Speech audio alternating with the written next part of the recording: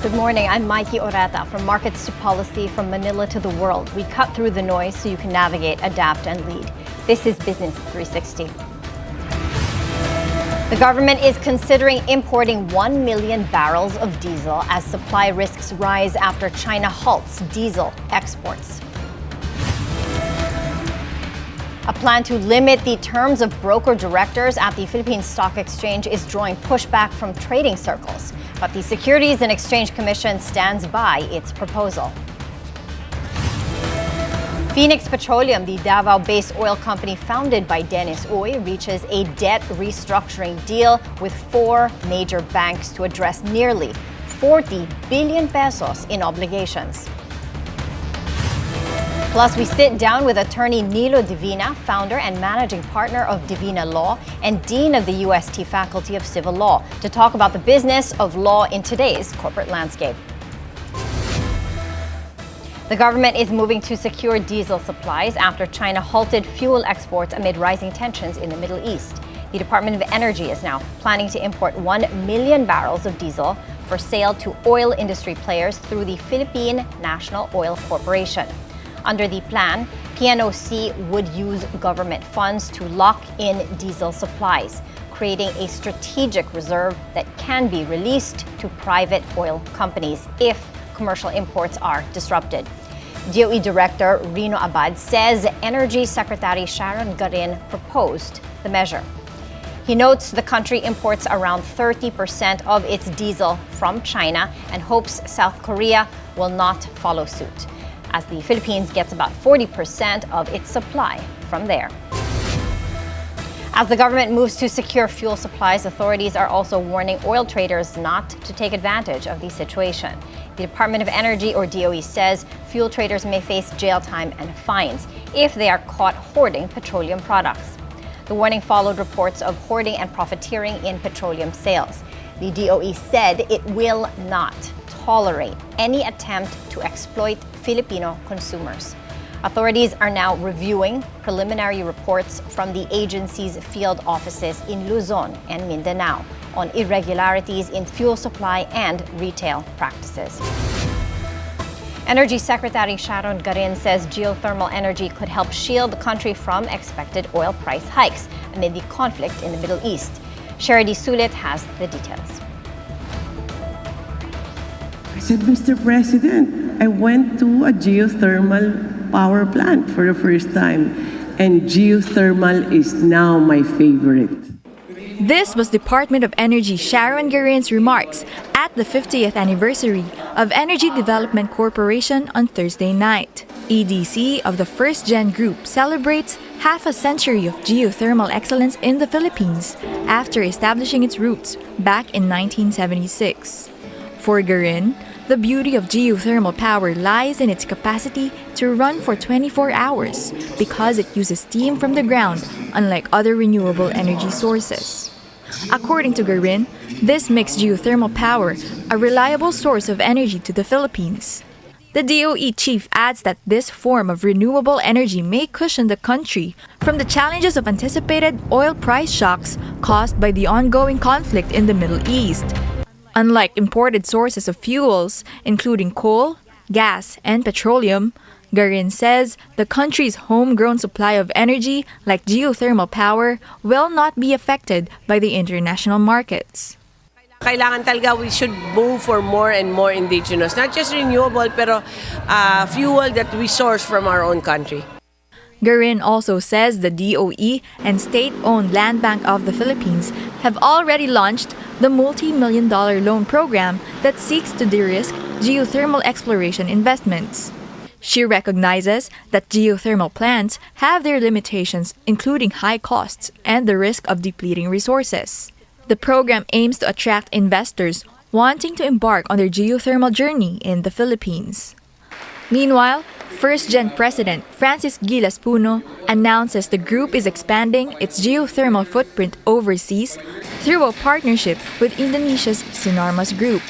Puno says the project involves the development of up to 440 megawatts of geothermal capacity in Indonesia, as one of the world's most resource-rich geothermal markets. Energy security of this kind does not happen by accident. And geothermal is the backbone that makes that possible. That requires the boldness to choose indigenous strength over import-reliant volatility and to reinforce the backbone of the system for decades ahead. Charity Sulit, Bilyonaryo News Channel. A business group is urging the government to consult stakeholders on the proposed 4-day workweek. In a statement sent to Bilyonaryo News Channel, the Philippine Chamber of Commerce and Industry, or PCCI, is urging the Marcos administration to carefully study the proposal. It warns that sectors requiring continuous operations, such as manufacturing, could be affected.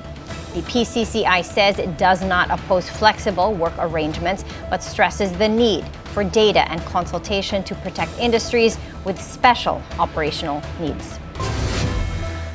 The escalating tensions in the Middle East are driving global oil prices higher, a move that is already translating to higher fuel costs for import-dependent economies like ours. Brent crude, the international benchmark, jumped nearly 5% to above $85 per barrel, approaching its highest level since 2024. Prices later gave back some gains, helping U.S. stocks moderate their losses. But concerns persist over possible disruptions to global oil supply as the conflict with Iran escalates.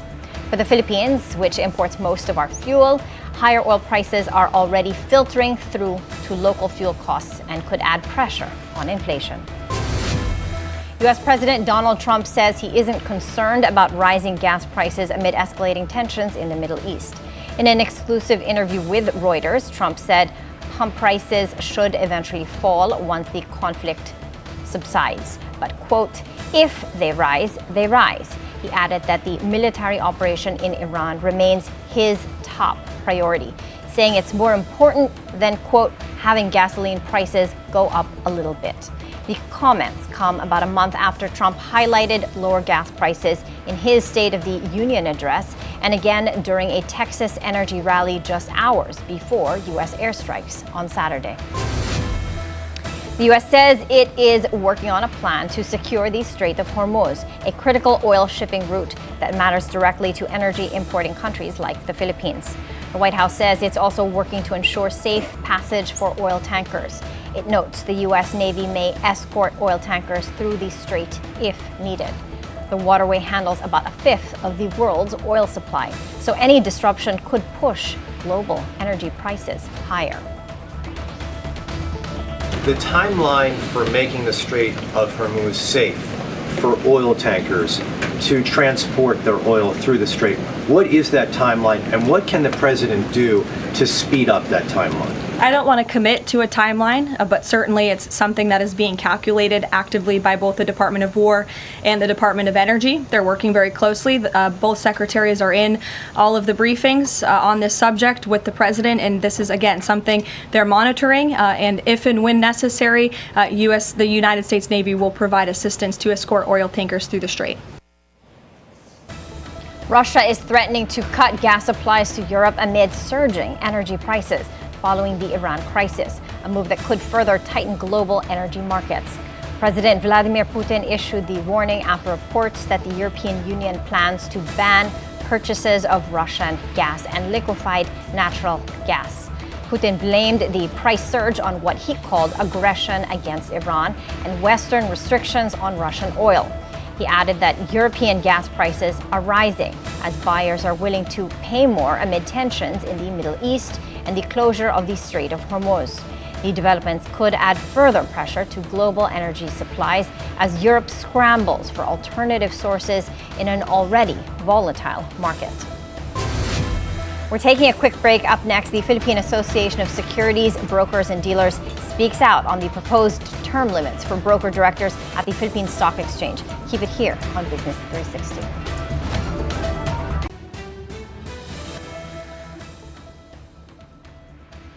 Welcome back. Despite pushback from trading circles, the chairperson of the Securities and Exchange Commission is standing by the plan to impose term limits on broker directors at the Philippine Stock Exchange.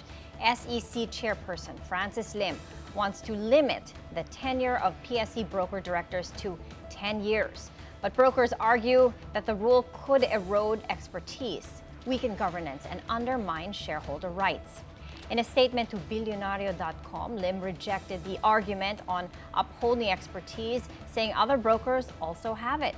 He insisted the plan would give other brokers an opportunity to serve on the PSE board, saying the change is long overdue.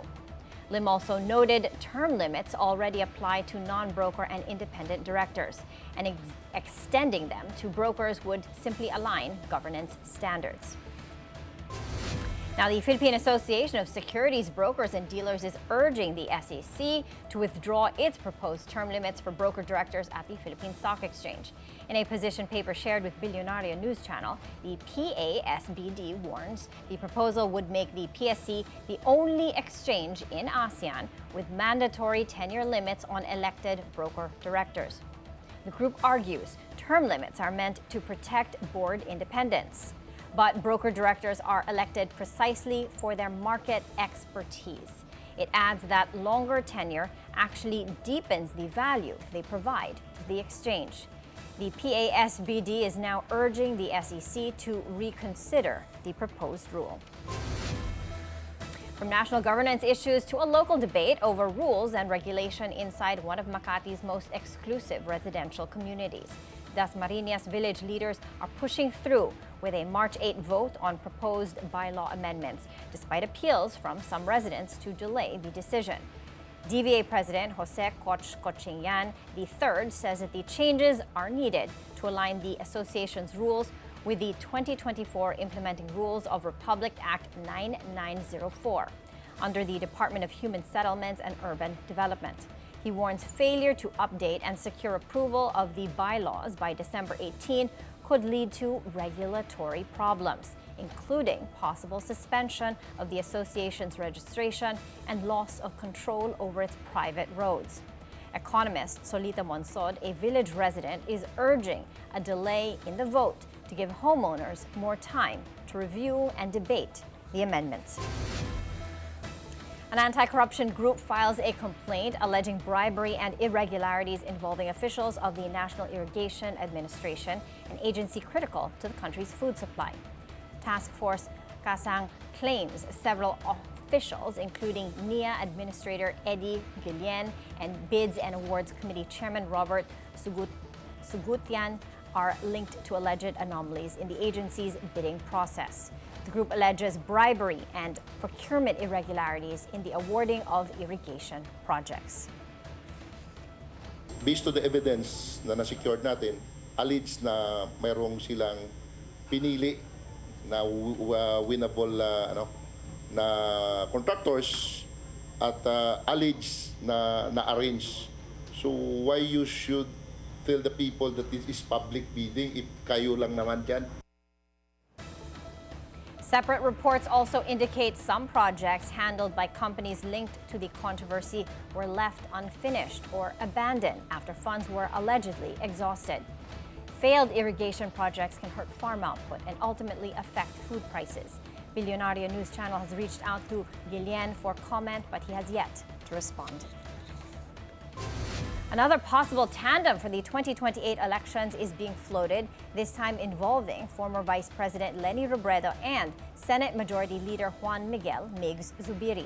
On BNC's The Spokes, Caloocan Representative Edgar Erice says Robredo remains the strongest potential presidential candidate of the Liberal Party for the 2028 polls. Erice adds Robredo's running mate should come from outside the opposition bloc to help expand a broader political coalition. So, sino tingin mo possible? Ako gusto ko si Migs Zubiri from Mindanao. Makes sense. Makes sense. So, sino tingin mo possible? Ako gusto ko si Migs Zubiri from Mindanao. Makes sense. Makes sense. But So, in a sino- text message, Zubiri said he has no plans to run for any office in 2028 because he is preparing for his retirement. While purely speculative for now, the discussion reflects early political positioning and coalition building as parties begin looking ahead to the 2028 national elections. A controversy over remarks made during a congressional hearing is sparking a broader conversation about professional conduct and accountability in public office. The wife of Congressman Bong Suntay, Sheila Suntay, has issued an apology to actress Ann Curtis following her husband's misogynistic comment. In a statement, Sheila Suntay says their family does not agree with the congressman's analogy and denies reports that she treated the incident as a laughing matter. She also apologizes to the actress and her family, expressing solidarity, woman to woman. Sheila Suntay also appeals to the public to leave their family out of the controversy. The issue began when Congressman Bong Suntay made sexual remarks about Ann Curtis during an impeachment proceeding. We're taking a short break. Coming up, what does it take to build one of the most powerful law firms in the country? Divina Law founder and managing partner, Attorney Nilo Divina, joins us next.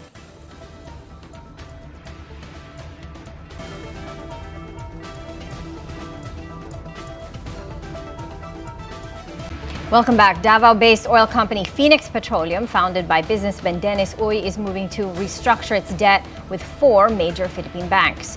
Sister firm Chelsea Logistics has signed a deed of undertaking in favor of creditors BPI, RCBC, Land Bank, and Union Bank. The undertaking forms part of an inter-creditor agreement signed in October to coordinate lenders' rights as they work out restructuring terms for Phoenix's obligations. Chelsea says its participation is meant to help facilitate coordination among the banks involved in the restructuring process.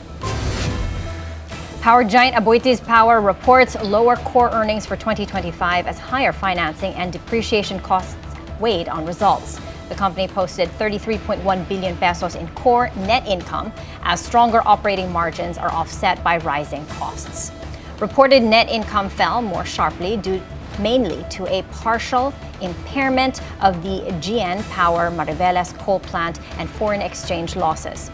Meanwhile, Aboitiz Power declares a combined 2.28 peso per share cash dividend for shareholders. The board also approved a special dividend on top of a regular payout from unrestricted retained earnings. Shareholders on record as of March 19 will receive the dividends on March 27. Port giant International Container Terminal Services is ramping up global expansion. Despite rising geopolitical uncertainty, the port operator is raising capital spending to $740 million this year to fund infrastructure expansion across its global terminal network. Projects include capacity expansions at the Manila International Container Terminal and Manila North Harbor. Developments are also underway in Brazil, the Democratic Republic of Congo, and Mexico. The company says it will continue investing in new and expansion projects as it diversifies its global revenue sources. Now let's take a look at how global markets closed overnight. Wall Street closed lower as the conflict in the Middle East entered its 6th day. Rising oil prices are raising concerns about inflation and whether the Federal Reserve will delay interest rate cuts. If you look at since the reaction of the war, the S&P 500 is almost unchanged since this conflict started. So I think there's been, if anything, quite a bit of optimism. It's going to be a relatively short endeavor. If you really look at the S&P 500 has been resilient. So as people look at the cone of outcomes and the duration of this, you're expecting and you're going to see some chop. So I think as we evolve, it's probably going to be realized that it's going to take some time to sort this out. And when oil prices go up and supply chains get questioned and the discount rate goes up for geopolitics, this is a geopolitical shock and it's going to take time and be volatile. So today we're on the negative end of that and we'll have to see how it plays out. The Dow Jones Industrial Average dropped 1.6%, the S&P 500 lower by 0.6%, and the Nasdaq lower by 0.3%. Now, over in Europe, markets finished lower. The UK's FTSE 100 down by 1.5%, Germany's DAX down by 1.6%, and France's CAC 40 down by 1.5%. As markets continue to digest the escalating conflict, let's check on the Philippine Stock Exchange. As of 9:55 this morning, the PSE index is trading to the downside, lower by 0.6%. Volume is at 357 million shares, valued at 2 billion pesos. Now, market breadth is negative with 84 decliners, 47 advancers, and 39 stocks unchanged. On the currency front, the peso opened at 58.68 to the dollar, down from its previous close of 58.63. Now let's check on how Asian markets are doing this Friday morning. Right now, the Nikkei 225 is flat with a very slight downward bias. Hong Kong's Hang Seng Index going the other way, higher by 0.9%. Shanghai's Composite flat with a downward bias. And Singapore's Straits Times Index in the red, down by 0.4%. In other news, San Miguel Corporation is finalizing the northernmost station of MRT-7 with plans to link it directly to a major bus terminal. The project is expected to help ease congestion and improve connectivity between Metro Manila and fast-growing communities in Bulacan. The 14th and final station sits near the borders of San Jose del Monte, Bulacan, and Caloocan City, just before SM City San Jose del Monte. San Miguel plans to integrate the station with an intermodal transport terminal capable of handling up to 60 buses at once. The terminal will connect commuters from Bulacan towns such as Bocaue and Balagtas via the North Luzon Expressway. MRT-7, one of the country's longest delayed public-private partnership projects, began construction in 2016. Partial operations are targeted by the second quarter of 2027, starting with the Quezon City segment between North Avenue and Sacred Heart. Overall, the project is now more than 82% complete. The Department of Trade and Industry is launching a 2 billion peso loan fund to help returning overseas Filipino workers start businesses at home. Under the new OFW Negosyo Fund, qualified returning OFWs can apply for loans ranging from 30,000 pesos to as much as 20 million pesos. Repayment terms can run up to 5 years. The program is designed to help OFWs whose jobs were disrupted abroad build livelihoods back here at home. Applications open on March 12th. Elsewhere, Italian luxury group Prada reports 8% organic revenue growth in 2025 as global demand for high-end fashion remains resilient. The growth was driven by its smaller label, Miu Miu, which has emerged as one of the fastest growing brands in the global luxury market. However, the acquisition of Versace weighed on overall organic growth. Prada completed the nearly $2 billion Versace deal last December, marking its first major acquisition as it moves to expand in the competitive global luxury sector. The company is now focusing on reviving Versace's bold and glamorous style.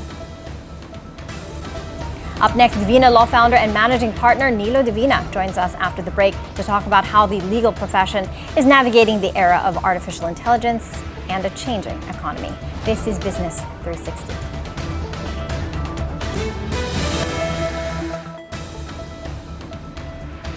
Law firms often work behind the scenes, but they play a critical role in how businesses operate, how deals are structured, and how disputes are resolved. And today, the legal profession is evolving with artificial intelligence, more complex regulation, and a changing economy reshaping how law is being practiced. Joining us now is attorney Nilo Divina, founder and managing partner of Divina Law and the Dean of the University of Santo Tomas Faculty of Civil Law. Attorney Divina, good morning and thank you for being here with us. Good morning, Maiki. Thank you for having me. It's my pleasure to be here. Yeah, okay. So you see this profession from two sides, as the head of a top law firm and as a dean. Can you tell us about how the business of litigation is today? Business of lawyering, yeah, litigation? Lawyering. Well, as you know, lawyer is not just a business, it's supposed to be a profession, but for all intents and purposes, it's a business. It is busy, but transforming. So the profession is moving from purely reactive lawyering to one of proactive in terms of risk management. And of course, we're seeing AI likewise, a big game changer. It transforms the way we do our work. Risk management is key. And as you mentioned, in the past, it was very reactive. That's right. Only pag may kaso. You go to lawyer only if there's a problem, but that's not a very good approach, of course. You have to go to a lawyer to prevent the problem rather than to solve the problem. Okay. It's an all-weather business. So when the economy slowed in 2025, as the data reveals, slowed down in Q3 and Q4, did you guys feel it? Well, I always say that in good times or in bad times, you always need a lawyer. So, of course, thanks be to God, we have not seen any slowdown in terms of work for the law firm. There may be economic slowdown, but legal slowdown there is none. There's Yeah. just a change in, of course, priority or preference. When it comes to, in good times, of course, you have expansions, M&A. In bad times, you have restructuring, rehabilitation, and similar services.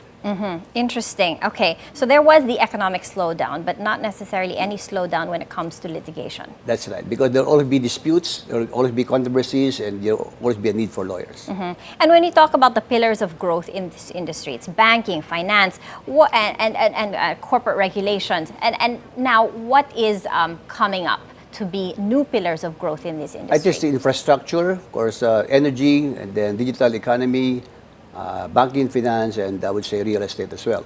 And also, I have to add those industries that are highly regulated, like telecoms, and consumer online commerce.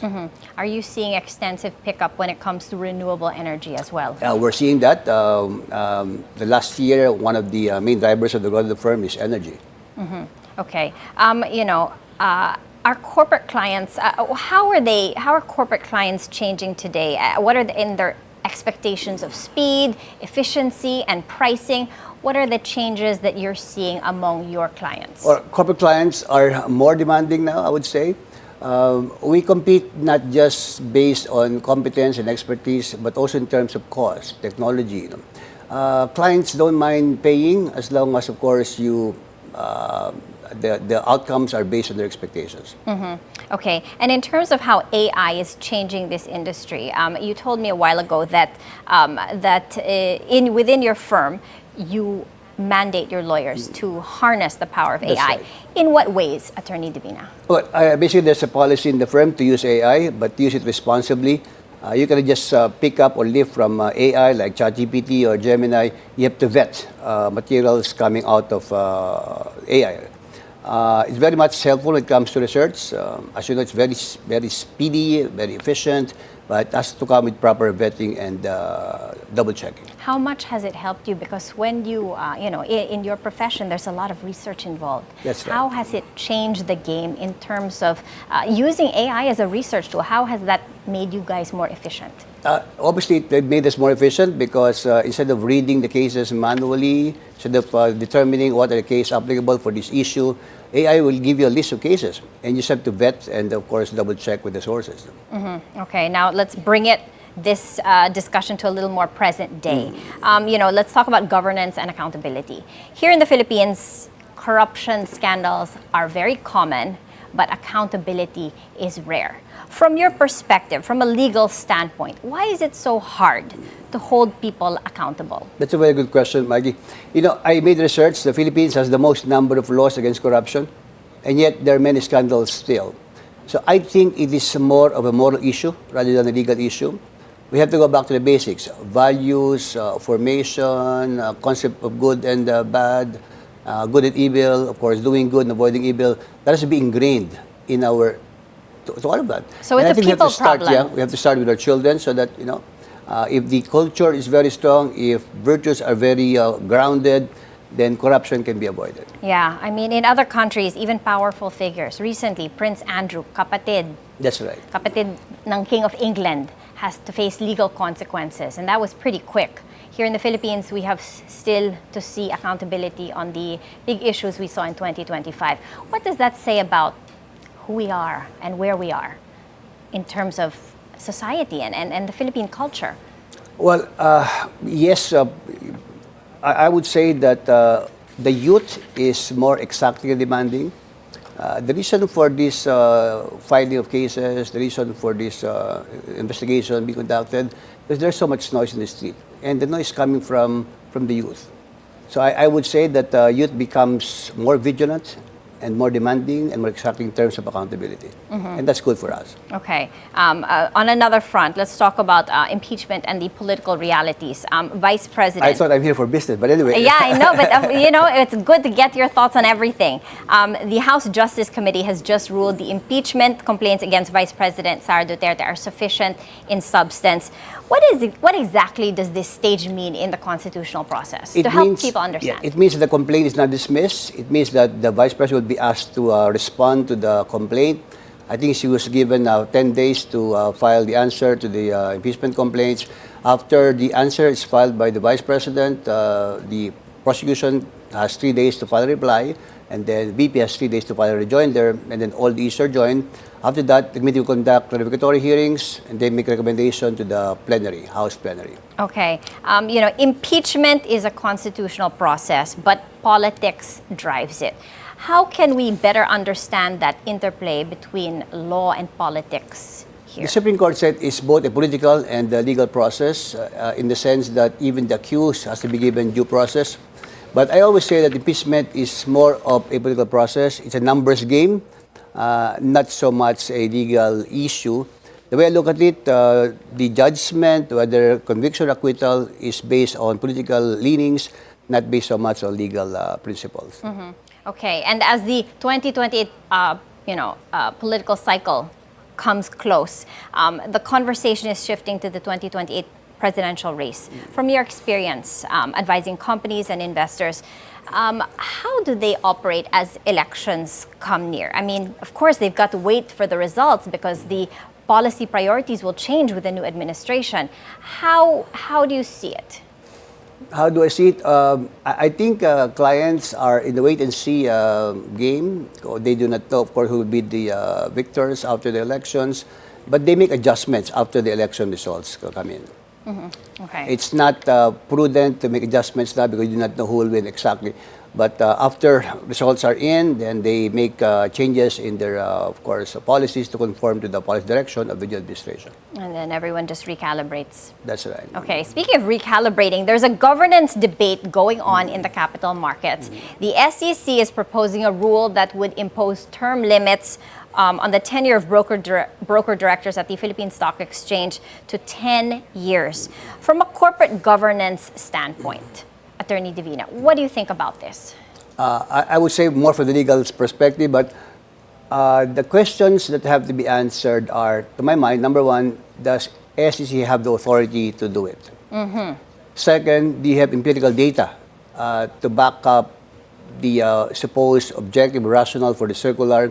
It is supposed to promote good corporate governance, but will imposing term limit on broker director be consistent with good corporate governance? Third, does this rule apply to PSC that has an SRO status? Mm-hmm. The concept of putting term limit on independent directors applies to private corporations. They put a term limit because at a certain point they become beholden to the majority stockholders and lose independence. But is that true for broker directors of the PSC? I think these are the uppermost, the questions that have to be resolved for SEC to decide whether they should continue or not continue with the circular. Yeah, that's the question because the PSC is technically a self-regulating organization. It has SRO status? Yes. So from a legal perspective, the question is, does the SEC have the authority to do this? But yeah, that's for others. That has to be, I do not know where this will lead. I do not know if the brokers will contest the circular once it is implemented. But certainly, that's a very good question to ask. Does the SEC have the authority to prescribe rules and regulations and qualifications for director brokers? But when you look at the bigger picture, our capital markets are struggling with low listings and weak liquidity. Should the SEC be focusing on structural reforms or on policing broker That's a good question. That's a good point. I think you... That's another question to ask.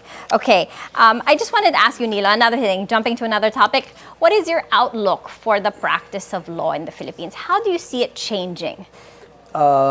It will be, of course, more tech-enabled and compliance-driven. We will see AI being used especially for certain industries. I understand there is now an AI for lawyering, like Harvey in the States coming to the Philippines. Harvey named after Harvey Specter of Suits. I think law firms have to adjust to the changes in technology. But I always say that AI is only a tool. It can never replace lawyers in terms of good judgment and ethical behavior. And of course, in our country, lawyers are friends. Lawyers are friends, confident, buddies to the clients. In AI, in that regard, can never replace human beings. But AI and lawyers combined together can be very formidable. And also, you come to us as the dean of UST law.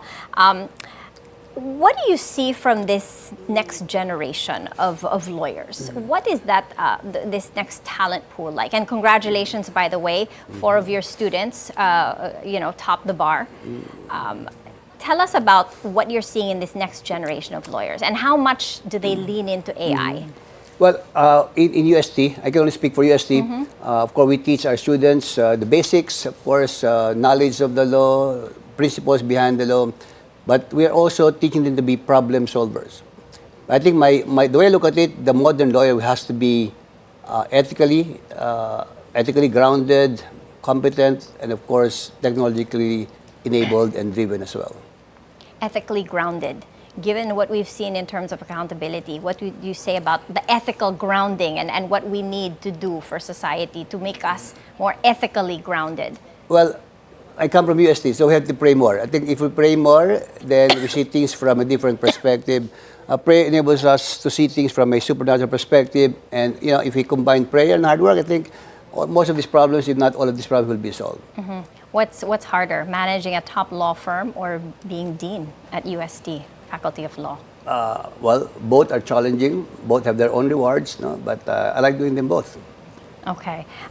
What's one habit, Nilo, that makes a great lawyer? One habit that makes a great lawyer, he has to be always thinking that I'm not good enough and I can do more and I need to pray more. Okay. How do you overcome that? It's a very challenging job that you have, and you're big. The breadth, the scope is big, and you handle multiple. To say multiple would be an understatement, but a lot of cases. How do you duplicate yourself, and how do you manage to be efficient? I read somewhere, and I'm trying to apply it, of course, you need to create multiples of you. You can be present in all of the meetings, all of the cases, but if you create multiples of you, a lawyer who believes the same that you do, same principle, values as you do, and it's a matter of simply cascading and implementing the policies and principles that you have. Is there a limit to how many cases that you'd accept? No limit.